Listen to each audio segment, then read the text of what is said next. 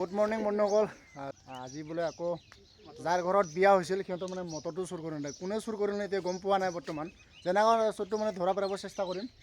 আৰু ইফালে আলহীবিলাক মানে ৰাতিপুৱাও মানে ৰাস্তাতে ঘূৰি আছে। খাব খাব দৰা মানেও আদা গাড়ী আৰু এইটো মামত আঙুন দৰা ঘৰত যাব দিছিলে, কৈছিলোঁ ময়ো যাম বুলি কৈছিলোঁ। এতিয়া মানে ৰাতিত ফোন আহি গ'ল আকৌ গুৱাহাটী যাব লাগে বুলি, সেইটো কাৰণে যোৱা নহ'ল। মটৰটো মানে কোনখিনিত আছে মই আপোনাক দেখুৱাই আছোঁ।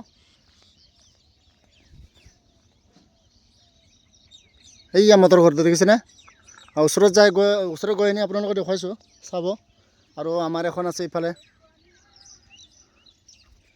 আৰু মটৰটো যোনে নিছে ধৰাটো পেলামেই যেনেকৈ নহওক।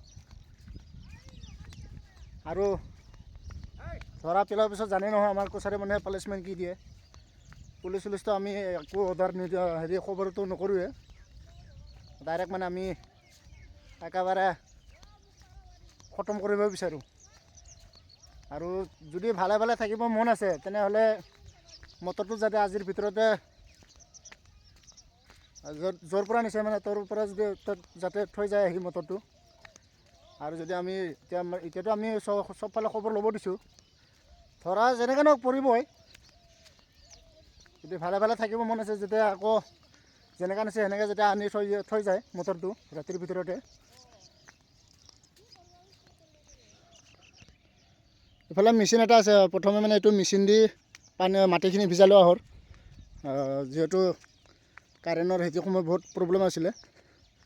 এতিয়া মাটিখিনি ভিজাই লৈ মটৰেদি মানে চবেই পানী লৈছিলে। এইখিনি এৰিয়া যিমান আছে, ইফালে এৰিয়া যিমান আছে এইখিনি, আৰু এয়া গাঁৱৰ পৰ্যন্ত মানে ওচৰতে এই আলি পৰ্যন্ত ইফালে মানে এইটো পিনৰ মানে যিমানখিনি মাটি আছে আৰু এইখিনি ওচৰত এইটো মটৰেদি পানী লোৱা আছিল।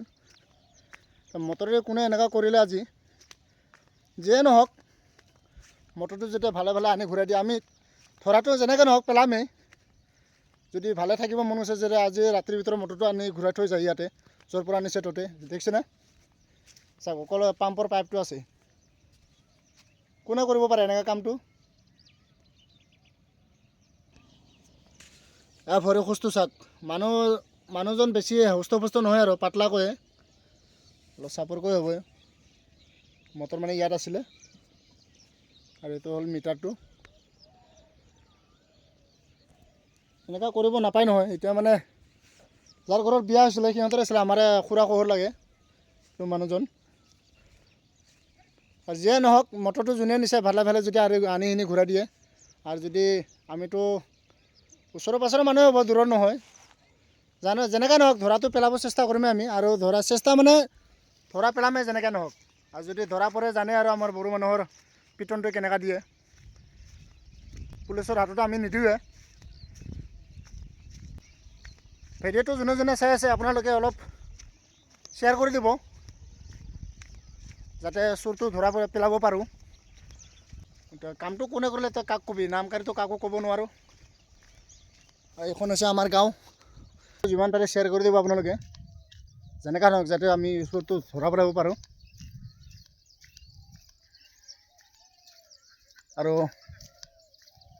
চাওক এতিয়া পানী ল'ব লাগে মটৰত, নহ'লে আকৌ 12-15 হাজাৰ টকাতে আৰু মটৰ কিনি আনিব লাগিব। তেনেহ'লে বহুত অসুবিধা হৈ যাব পানী লোৱা। আপোনালোকৰ এটাই শ্বেয়াৰত আমি যদি শ্বেয়াৰ কৰি দিয়ে তেনেহ'লে আমি চোৰটো ধৰিবলৈ নিশ্চয় সক্ষম হ'ম। এলাহ নকৰিব ভিডিঅ'টো শ্বেয়াৰ কৰিবলৈ, যেনেকৈ নহওক শ্বেয়াৰটো কৰি দিব। আৰু আজিলৈ ইমানতে, নেক্সট ভিডিঅ'ত লগ পাম।